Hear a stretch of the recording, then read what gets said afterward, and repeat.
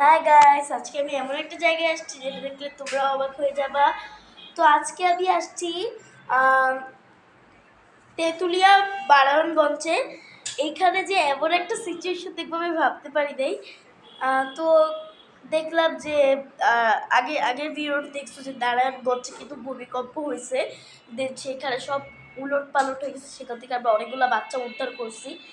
দেন আজকে আমরা আইসা আরে কেমন ঠিক কর। আজকে আজকে আমরা আইসা যেটা দেখলাম, মানে এখানেও যে ভূমিকম্প সেটা আমি জানতাম না, আমি কইছিলাম আমি জানি না। তো আজকে আমি এটাও তোমাদের সাথে শেয়ার করবো যে এখানে কি হয়েছে না হয়েছে, ভূমিকম্পতে কি হয়েছে। চলো, এই যে হয়ে গেছে। তো গাইস, এই যে ও ক্যামেরা ঠিক করবো, তো দেখো তোমরা এই যে এইটা যেটা দেখতে পাচ্ছ, আমি যতদূর জানলাম যে এখানে নাকি একটা ঘর ছিল, রাজপ্রাসাদের চেয়েও সুন্দর ছিল। সেই ঘরটা ভাঙে এরকম হয়ে গেছে। এখন আমি জানি না এটা কি, আমার খুব ভয় লাগতেছে, দেখো লড়তেছে আবার। চলো যাই, চলো এমা, এ কি আমার দেখলে তো কত বড় ছিল, ছোট।